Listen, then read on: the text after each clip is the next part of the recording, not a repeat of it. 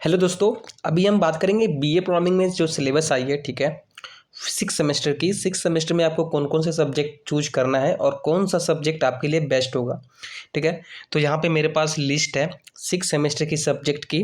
हालांकि अभी तक आपको सब्जेक्ट चूज करने का ऑप्शन नहीं मिला है, लेकिन आप लोग पहले से ही सब्जेक्ट को चूज करके रखिए।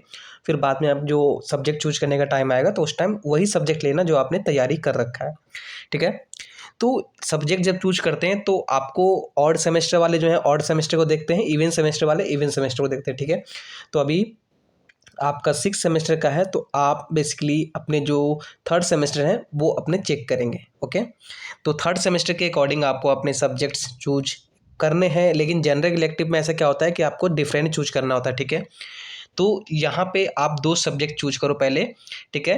पहला होता है discipline to discipline as operate in semester one, यानी कि आपने जो सब्जेक्ट सेमेस्टर वन में चूज किया है वही सब्जेक्ट आप सेमेस्टर 6 में भी चूज करोगे, ठीक है। तो यहाँ पे अगर आपने एजुकेशन लिया है तो आप एजुकेशन लोगे और पोल साइंस लोगे, ठीक है। तो आपने जो फर्स्ट सेमेस्टर में लिया है, सबसे पहले जाइए अपने स्टूडेंट डैशबोर्ड पे, वहाँ पे चेक कीजिए कि आपने फर्स्ट सेमेस्टर में कौन सा सब्जेक्ट चूज किया है, ठीक है। उसके बाद आपने जो भी सब्जेक्ट चूज किया होगा उस सब्जेक्ट को लिख लीजिए, ठीक है। और वही सब्जेक्ट आपको 6 सेमेस्टर में भी मिलेगा, ठीक है। उसके बाद देखते हैं हम आपका जो डिसिप्लिन के बाद आता है स्किल इन्हेंसमेंट कोर्स, ठीक है। इसमें क्या क्या, इसमें कोई भी चूज कर सकते हैं, लेकिन जो आपने डिसिप्लिन में चूज किया है वो आपको स्किल इन्हेंसमेंट में चूज नहीं करना है, ठीक है। तो आप लोग अपने अकॉर्डिंग देखिएगा, क्योंकि इसमें क्या है कि यार इकोनॉमिक भी आपको डिसिप्लिन में मिलता है, इकोनॉमिक यहाँ मिलता है, एजुकेशन यहाँ भी है, एजुकेशन यहाँ भी है। नीचे आएंगे तो हिस्ट्री भी है, पोल साइंस भी है और संस्कृत भी है, ठीक है। तो आप देख के लेना, या तो आप अगर आपने फर्स्ट सेमेस्टर में, ठीक है, इसमें एजुकेशन और पोल साइंस चूज किया है डिसिप्लिन में, तो आप लोग स्किल इन्हेंसमेंट कोर्स में या तो हिस्ट्री ले सकते हो, ठीक है, या तो इकोनॉमिक ले सकते हो।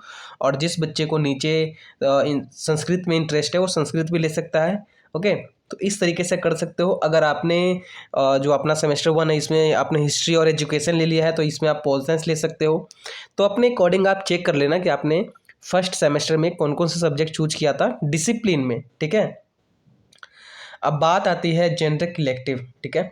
इसमें आपको कोई एक सब्जेक्ट चूज करना होता है। मोस्टली जो मैंने देखा है बच्चों को मोस्टली, ठीक है, वो इंग्लिश चूज करते हैं, मीडिया एंड कम्युनिकेशन स्किल, क्योंकि ये इजी होता है, ठीक है। उसका देख और है history Delhi through the ages, तो ये भी आप चूज कर सकते हो। दो ऑप्शन में से आपको बेटर ऑप्शन मिलता है, ठीक है। अब इसमें क्या होता है कि आपको कोई ऐसा नहीं है कि आपने अगर डिसिप्लिन में सब्जेक्ट है तो यहाँ पे सब्जेक्ट नहीं होगा, क्योंकि ये दोनों डिफरेंट है, ठीक है। ये हिस्ट्री भी डिफरेंट है, ये हिस्ट्री भी डिफरेंट है, और इसमें जो हिस्ट्री है वो भी डिफरेंट है।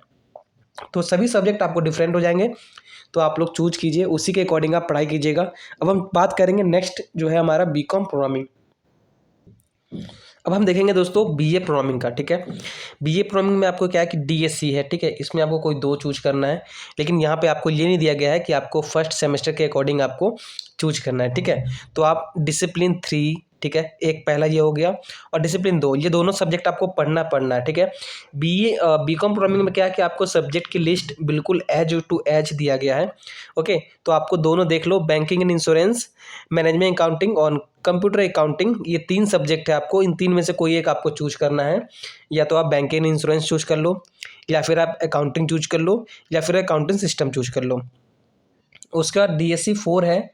डीएससी 4 में आपको इंटरनेशनल बिजनेस होता है, फंडामेंटल इन्वेस्टमेंट और ऑर्गेनाइजेशनल बिहेवियर, ये आपको हो गए 3। तो इसमें से कोई आपको दो दो एक एक चूज करना है, ठीक है। डीएससी 3 और डीएससी 4 में आपको कोई एक चूज कर लेना है। उसके बाद स्किल इन्हेंसमेंट्स में आपका कोई ऑप्शन नहीं है, ठीक है, यही पढ़ना है, यही आप नोट कर लो, इसी के नोट्स आएंगे यूट्यूब चैनल पे मेरे, और इसी का सब कुछ आएगा। जेनरिक इलेक्टिव पे आपको प्रिंसिपल ऑफ माइक्रो इकोनॉमिक पढ़ना है तो पढ़ना है, इसमें कोई आपको ऑप्शन नहीं दिया गया है, ठीक है। तो दो सब्जेक्ट आपको यहाँ से मिल गया, एक सब्जेक्ट यहाँ से, एक सब्जेक्ट यहाँ से, कितना हो गया, 2 1 3 1 4, ठीक है। प्रोग्रामिंग में 4 सब्जेक्ट हो गया। अब हम चलते हैं नेक्स्ट बीकॉम ऑनर्स के।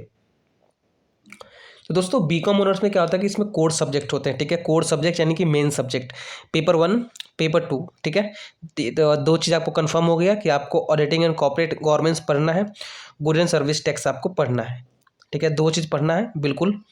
उसके बाद आपको आता है अपना डिसिप्लिन, ठीक है। डिसिप्लिन में आपको कोई एक चूज करना है, या तो फंडामेंटल इन्वेस्टमेंट या फिर आपको मैनेजमेंट। और डिसिप्लिन 4 में आपको इंटरनेशनल बिजनेस और आपको लेबर लॉज, ये 2 ऑप्शन मिलते हैं, दोनों में से एक एक आपको चूज करना है। तो आप लोग बिल्कुल यार इजीली चूज कर सकते हो। ये 2 पेपर फिक्स हैं, इसमें से कोई एक उठा लो, इसमें से कोई एक उठा लो, बस अपने सब्जेक्ट को अकॉर्डिंग बना लो, उसी के अकॉर्डिंग मैं नोट्स आपको अपलोड कर दूंगा और अपनी जो एग्ज़ाम की तैयारी है वो तैयारी कर लो। एसवेल के जो भरोसे बैठोगे ना तो फिर बहुत ज़्यादा, क्योंकि एसवेल क्या है कि एग्जाम से 10 दिन पहले आपको सिलेबस दे देगा, आपको सब्जेक्ट चूज करने का ऑप्शन दे देगा, आप पढ़ नहीं पाओगे, ठीक है। तो बात ये आ जाती है। तो अब हम बात करेंगे बीए ऑनर्स में, ठीक है। बीए ऑनर्स में चलते हैं। पहला है हमारा पोल साइंस ऑनर्स, तो बीए पोल साइंस ऑनर्स का देखते हैं हम।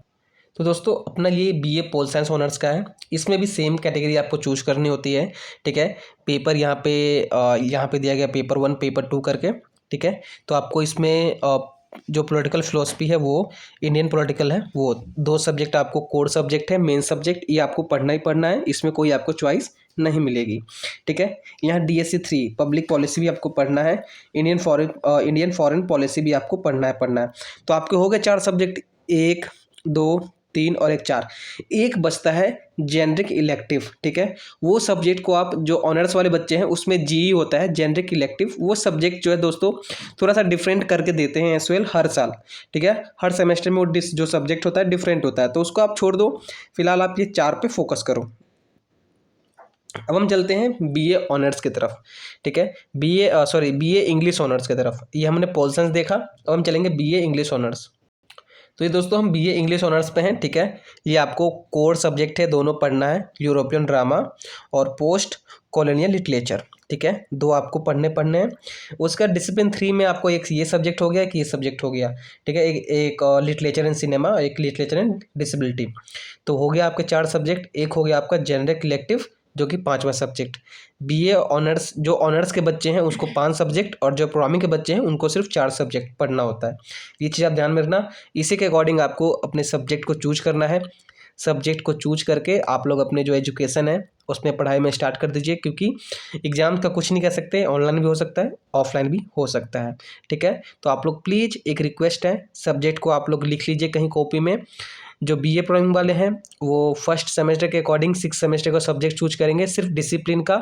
बाकी जो सब्जेक्ट्स, बाकी जो कोर्सेस हैं वो अपने अकॉर्डिंग आप चूज करोगे, क्योंकि आपको ज़्यादा ऑप्शन मिला ही नहीं है, ठीक है।